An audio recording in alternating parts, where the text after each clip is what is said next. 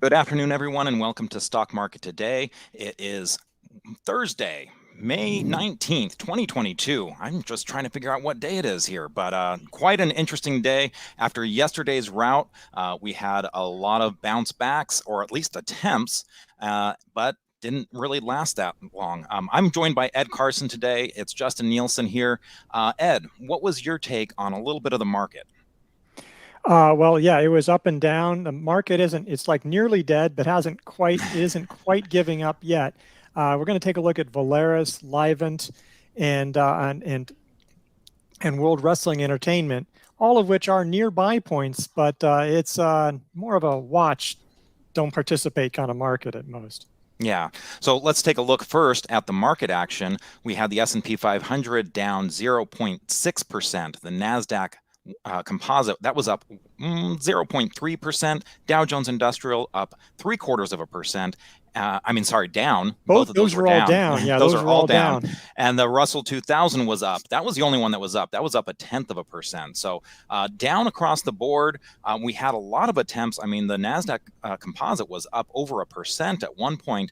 The S&P 500 was up over 0.5%. But again, all of those fell by the close. So a lot of volatility, a lot of movement back and forth. So is this something that investors should be looking at, those opportunities? Hey, maybe this isn't dead yet, and maybe we can still play this rally, or is it best to be staying away at this point? Yeah, I mean, best to be staying away at this point. I mean, yeah, the market showed some fight, but let's face it, ultimately we closed lower, and that's after a really vicious sell-off. We sold off, when you close below the low of the follow-through day, which is what we did yesterday, that is 90% odds that the rally will fail ultimately. And we didn't just close a little bit below the Yeah. follow-through day; we just hammered through it. The S&P and Dow closed below had record closes yesterday. Uh, Today, the Dow undercut the low of its rally, so the Dow rally is over. The Nasdaq and S&P did not, but they're still close. You can just see the trend. There's nothing that's really been broken here. You sort of draw a line. That's still pretty straightforward. We're going down. It doesn't look like we've broken that. We've got to do a lot more to feel confident that we even have a bear market rally, let alone just a real rally. Mhm. And at the Nasdaq Composite, that line that you're showing, I mean, we've seen how there are these attempts to get up to that, downtrend line and maybe even above it, but it just doesn't last. And I think this week was another example of that. Just crossed that line, almost got to the 12,000 level, but again, we just couldn't hold it. And as strong as it was at one point today, that was really not even making a dent in yesterday's action. No, no. I mean, everything is below the 10-day line, and if you're below a fast falling 10-day line, you don't need to talk about things much more. hmm yeah, and again, that 10-day line has really been containing this move, let alone the 21-day, the 50-day line, the 200-day. Now, as you said, the Nasdaq Composite and the S&P 500, they haven't undercut the rally low yet, but the Dow Jones Industrial Average did. Is how do investors play that part? Is the Dow rally is dead, S&P 500, Nasdaq isn't. So what would signal the potential for maybe this market is okay after all? Well, I mean, you just need to see a lot more strength. I mean, the Dow rally needs to start up again. The Dow Mhm. rally count is at 0, so it needs to do something. So technically, you don't need all you need is one major index to survive, and so but we need that to show strength. I mean, what you've talked about, maybe we need to go sideways for a while, which would probably be good for setups because we're going to take a look at a few stocks that are sort of near something intriguing. To be honest, there's not that many stocks that look that good, in part because when you go down this fast, it's hard for anything, even the stocks with strong relative strength, to actually be forming bases, actually, and moving up in those sonic formations. Yeah. And so now, as devastating as a lot of these charts were, a lot of the strength when it was at its best was really coming from a lot of the the bottom fishing, right? So I was taking a look at the Nasdaq 100 and the top gains; they were all below their 200-day moving average line. And the same thing for the S&P 500. The top 10 gains, everything that was between 5% up and 10% up, it was stocks like Shopify, Datadog, Zoom, Video, Atlassian. The list goes on. What's your take on like ARK-K? We typically use as kind of our barometer, this ETF fund as a barometer for these growth stocks. What's your take on this? This is really kind of flattened out a little bit. Hasn't for ARK at least, it seems like it's not as volatile as it has been in the past. And obviously these moves are still very big. This is a 4.5% gain, after a 4.5% drop essentially, but it's relatively tight, on a chart. Yeah, to one extent it's bottom fishing, which is like really you got to wonder how much strength is really there, because you were seeing a lot of stocks fall. On the other hand, a few things. If you want to be positive about ARK, not necessarily about the whole market, but interest rates are falling in the last couple of weeks, because of other reasons, but that's good news for these highly valued growth stocks. And also supply chain issues. Well, a lot of these ARK stocks are software companies, and while technically there can be some supply chain issues in ancillary ways, not so much of a big deal. Like Datadog isn't worried about things stuck at the ports. Just for, and the whole question about inflation and recession, while I'm sure are not good news, but it's just not the same issue that, the demand factor for some of those names. Again, I'm not saying these stocks are not. ARK has had a massive drop just in the last few months, let alone from early 2021. But, if the indexes charts with smaller price moves, but if the charts looked like this, we'd be in a much happier state. If we were rallying off these, yesterday's action was sort of an inside day. We've been trading inside. That looks calm and nested. That looks constructive. But that's not what we're seeing with the whole market. And how much can you really expect them to rally? Some of these names, I don't know. But that's probably way more attention than probably deserves. But I'm trying to be fair to ARK and some of the reasons why some of these very beaten down stocks might be getting a bounce. Well, but you bring up an interesting point on the whole interest rate versus recession. Maybe we take a look at the 10-year Treasury. 0TNX is the ticker symbol on MarketSmith. And as you mentioned, this is something where as it crossed that 3% level, that was certainly something that was causing a wringing of hands. But now it seems like it's kind of pulled back from there. What does that mean for these stocks? Well, it's good news for the ARK type stocks, which were, because you discount future growth based on their higher interest rates.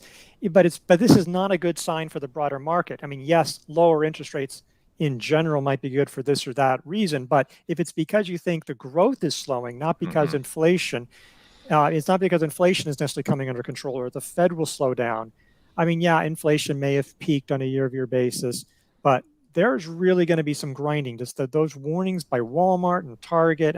Cisco is more supply chain than inflation directly, but there's a lot of warnings. It's a really difficult path for businesses across a whole swath of industries. So the 10-year Treasury is suggesting there's going to be less demand for borrowing. The economy is going to slow down. It's not a great environment for stocks generally.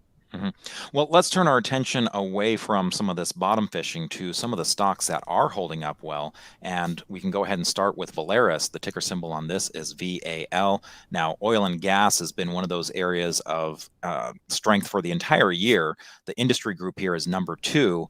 And this base structure is very interesting that it's happening while the market is in a downtrend. Can you explain a little bit about the ascending base? Yeah, ascending base, you're looking for these three sort of short-lived bounces, and we actually saw this a lot last year, but that's because the market was sort of choppy. But in this kind of environment, this is really nice to see because this stock continues to rise, really just wants to keep on powering higher and barely pauses, not even for a flat base really, because it just wants to keep on going despite weakness in the market. And you can see how the relative strength line has been doing great. It's been holding the 50-day line, really for a lot of it, holding the 21-day line, the kind of things you're just not seeing anything outside of the energy sector do. So this is nice. It's not profitable, but I will say it's going to be profitable very soon. this was our stock of the day, and I was reading the stock of the day. It was great to hear because earlier this year they won some contracts with Saudi Aramco, which is now the world's most valuable company, and so a number of contracts there. So that's really good news for them. So there are a lot of reasons to be interested in this company. Mm-hmm.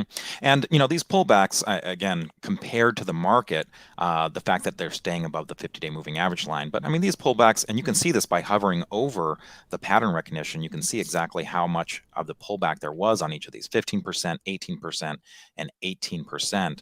But to your point, the relative strength line keeps powering higher, and this is a setup. I always think of it as that beach ball that's being held down underwater, and all it needs is the right movement off of the beach ball, and that thing will pop up. Now, Valaris also, a lot of these oil and gas companies, I mean, you don't have much price history on this because they restructure, right? And a lot of times they kind of start from scratch. So in terms of price history, is that a concern?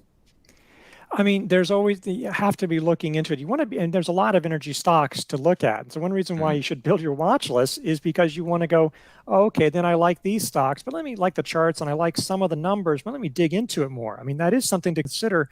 A lot of these oil companies, there's a lot of oil companies that have a restructuring because of the COVID crisis and whatnot. So that's an issue, but that's, you can see the turnaround. You can see there's some trends here that are probably moving higher. It's a concern, but something to note. But I don't think it's something that is necessarily, tells you to put it off the table. Right. In fact, we were looking at other things. This might be a 3 weeks tight here on top of all that. Despite the volatility, it's not far from being a 3 weeks tight, which would be pretty impressive action with this market. Absolutely. Now, on another note, one of the areas that we were looking at in terms of strength were the lithium plays. And Livent has been one that's been top of mind. Ticker symbol here is LTHM for lithium. Now, this one is looking like it's potentially crossing above a downtrend.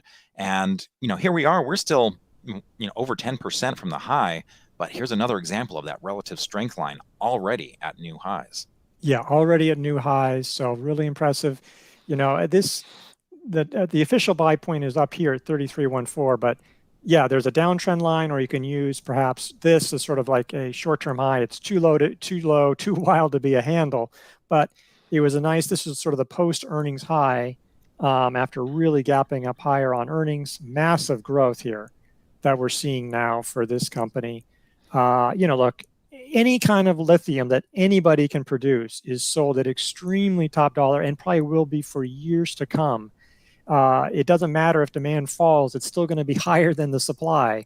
So the prices should be really incredible. But you can see that just because, I mean, I like that story. I like telling that story. But you can also see that story can have it can still sell off really sharply. So don't just buy it with a story. I would definitely wait for it to get back above this trend line. And really, I would say, given the resistance it hit right here, I would say getting above today's high before thinking about it, especially in this market. That's everybody has to make their own decision on that. But I would think you'd want to be very careful and be ready to pull out. Just because a story is great doesn't mean it's going to end well for you. Mm-hmm.